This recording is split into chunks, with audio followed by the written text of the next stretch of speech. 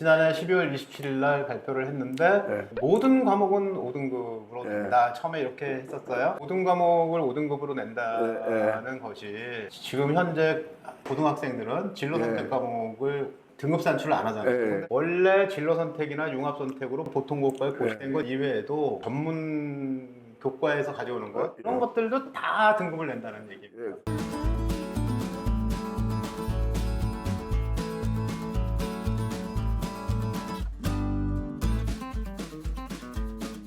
네, 안녕하세요. 예, 신동훈입니다. 진동서입니다. 오늘은 뭐 예고해드린 대로 그 2022 개정교육과정, 보통 2022 개정교육과정이라고 그러는데요.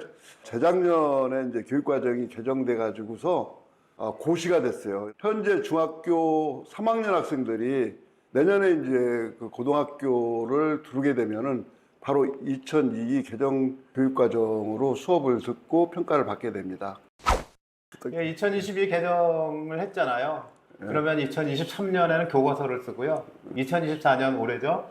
검인정하고 학교가 채택을 하고, 그다음에 2025에 고등학교 들어오는 학생들부터 그 교과서를 쓰는. 근데 이게 고교학점제를 한다고 해서 교육과정을 바꾸는 거거든요. 고교학점제의 특징이 세 가지가 있는데 과목을 선택하고 또 하나는 F를 주고 F라고 하지 않고 I라고 하겠고요. 그다음에 또 한 가지는 수업 개선을 하겠다는 그런 세 가지 목표가 있는데. 교육과정에서 그 F를 주다 보니까 학기 수를 하게 돼요. 이제 1학년 과목을 지금은 국어, 뭐 영어 이렇게 해놨는데, 근데 그것을 2022 개정에서는 공통국어 1, 2, 공통수학 1, 2, 공통영어 1, 2, 통합사회 1, 2, 통합과학 1, 2 이렇게 다 1, 2로 나누고 주당 1시간 해서 1학점인 그 과학탐구 실험이 있거든요. 그것도 과학탐구 실험 1, 2 이렇게 만들어 놨습니다. 그리고 선택 과목에 일반 선택, 진로 선택, 융합 선택. 그런데 1학년 때는 주로 공통 과목을 배우고 2학년 때는 주로 일반 선택을 배울 수밖에 없어요. 이게 딱 수능 과목이거든요. 수능은 1학년 때 배울 공통 과목인 통합사회 1, 2와 통합과학 1, 2를 보게 될 텐데, 그런데 일단 일반 선택에서 과학은 유계가 있어야 되니까 물화생지를 먼저 배우고, 그리고 새로 등장한 과목인 역학과 에너지, 전자계양자, 물질과 에너지, 화학 반응의 세계 등등 과학 2에 해당됐던 이 과목들을 배우게 될 거고요. 사회의 경우에도 세계 시민과 지리가 세계 지리, 그리고 세계사가 있고 사회문화, 현대사회 윤리는 생활과 윤리, 거기에 해당되는 과목인데요. 이 과목이 기초가 되니까 일단 일반 선택 과목을 뭐 두세 개 배우게 될 것 같고요. 3학년 때 가면 진로 선택 과목을 배울 거고요.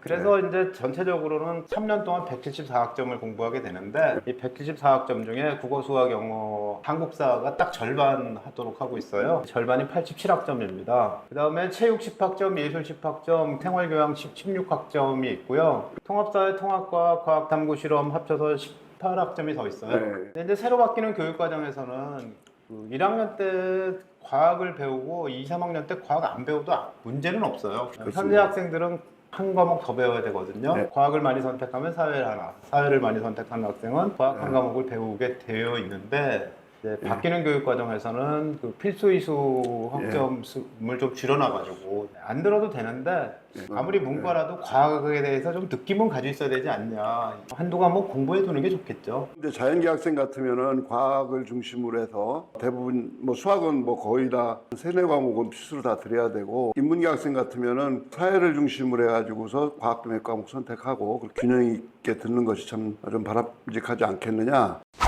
그다음에 입시 쪽에서는 이제 수능을 개편한다고 2023년 12월 27일 지난해에 발표를 했습니다. 그래서 선택 과목이 없어지고 몽땅 다 공통으로 보는데, 국어에 헌법과 언어 과목이 들어가면서 문법이 필수가 되고요. 사회과학은 통합사회, 통합과학을 따로따로 성적이 나오고. 통합사회에서도 20문항, 이게 교과서는 2권인데요. 또 이제 통합과학에서도 20문항 이렇게 출제할 가능성이 크거든요. 근데 그러니까 8학점에서 20문제 출제한다는 게 시험 범위가 굉장히 넓은 상태에서 20문제랑 출제한다. 이 얘기가 무슨 얘기냐면은 시험 범위는 굉장히 큰데 문항수가 적기 때문에 한두 문제 틀리게 되면 상당히 점수가 많이 대학 입시에 큰 영향을 미칠 수도 있다. 자연계 학생도 통합사회를 공부해야 되는 거고, 인문계 학생도 통합과학을 공부해야 된다는 점에서 이것도 부담이 좀 늘었다 이렇게 볼 수가 있습니다. 자연계 같은 경우는 통합사회를 반영하지 않는 대학도 통합사회 잘못 본 학생들은 우리 대학에 좀 집중적으로 지원해달라 이런 전략을 가질 수 있는 중위권 대학도 많이 있거든요. 그렇기 때문에 반영하지 않는 대학도 있을 수 있다.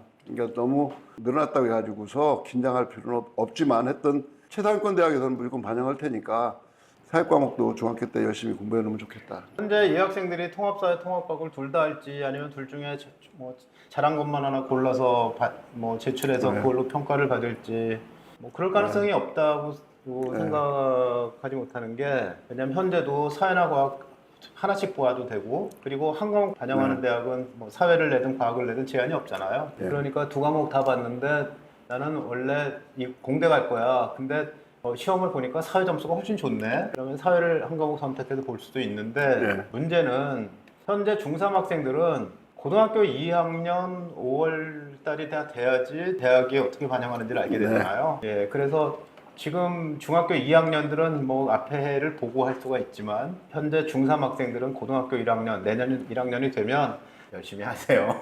수능에서 반영하느냐 안 하느냐 뭐 이거보다도 일단 수시 전형을 목표로 고등학교 1학년 때 내신 관리는 철저히 해야 됩니다. 수능은 또 EBS하고 연계한다고 그랬는데요. EBS 그렇습니다. 열심히 봐야 되나요?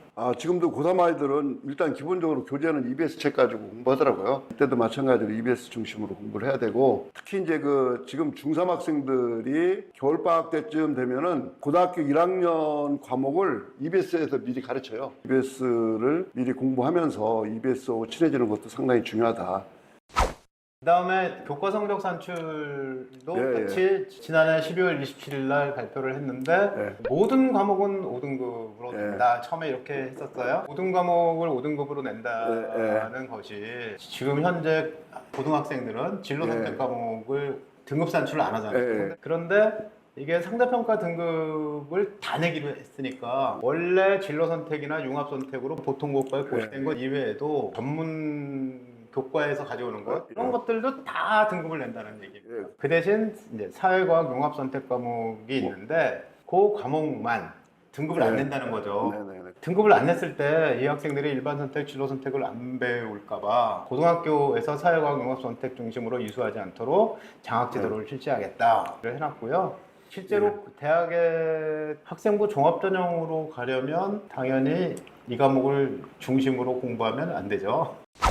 학교 시험은 논소수령 평가를 확대하겠다고 하는데 진짜 그럴까요? 정부에서 이미 교육부에서 공표한 사실이고 또 지금 교육감들 얘기를 들어봐도 논소수 평가를 좀 계속 확대해야 된다. 특히 수행평가 확대해야 된다 이런 얘기를 많이 하고 있거든요. 그렇기 때문에 이건 앞으로 충분히 강조될 만하다. 고등학교 오게 되면은 최소한 30% 각 과목별로 이상 논술평가라든지 서술평가가 확대될 것 같다. 이렇게 이제 보고서 준비해 두는 게 좋을 것 같습니다. 1등급이 10%나 되니까 1등급 맞아야 되는 압박감이 심할 텐데 그런데 학교 시험은 논소수령이란 말이에요. 논소수령 시험을 못 보면 1등급 맞기 어렵겠죠. 특히 이제 수학 같은 경우도 주관식으로 출제를 하게 되는데 객관식보다는 주관식이 처음부터 끝까지 풀이 과정이 완벽하고 정답까지 완벽하게 이렇게 내기가 좀 어렵거든요. 또 뿐만 아니라 국어도 마찬가지고 과학도 마찬가지고 사회도 마찬가지고 감점될 요소를 많이 써놔요 아이들이. 때문에 논소수령 시험 요령을 갖다가 충분히 익히고 또 풀이 과정에서라든지 정답을 산출하고 결론을 도출하는 그런 과정에서 채점자가 봤을 때 이 학생은 완벽하게 알고 글을 썼구나 라는 생각이 들 정도로 그런 답안 작성하는 요령까지도 좀 배워뒀으면 좋겠습니다. 제가 일단 한 가지만 말씀을 드리면 글씨는 알아볼 수 있게 써라. 현재 교육과정은 2022년 고시할 때 외고와 국제고를 없앤다고 했을 때였어요. 근데 이제 새 정부가 들어와가지고 외고 국제고는 유지하는 방향으로 되어 있어서 외고 국제고 교육과정을 다 따로 만들어서 고시하겠다고 하는데 중학교 3학년 학부모들 중에서 외고나 국제고등학교를 목표로는 그런 학부모님들께서 굉장히 걱정이 많더라고요. 보통교과 교육과정에서 영어하고 사회 과목은 진로선택이나 융합선택 안에 좀 들어가 있어요. 근데 그걸 다시 빼가지고 아마 만들어두고 그리고 외고나 국제고가 그 전문교과를 좀 더 많이 이수해야 돼서 과목 수를 좀 더 늘려주지 않을까 예상을 합니다. 2023년 6월 21일 공교육 경쟁력 제고 방안이라는 걸 얘기했는데요. 거기에 보면 학생들의 학교생활 기록부를 통해서 대학에다가 좀 더 정보를 많이 주겠다. 그런데 그게 뭐가 들어가 있냐면 공동교육과정을 포함해서 고등학교 교육과정 편성 현황을 주겠다는데 이건 지금도 줘요. 근데 또 하나는 과목별 학습 내용 평가 방법도 주겠대요. 발표하고 토론하고 뭐 이런 것들을 수행평가로 했는지 아니면 쪽지 시험을 봤는지 뭐 이런 얘기겠죠. 예, 그래서 학생부로 대학 가려면 학생부형 공부를 열심히 해라. 교육과정과 입시가 변화가는 방향에 대한 말씀을 드렸고요. 여기서 마치겠습니다. 감사합니다. 예. 감사합니다.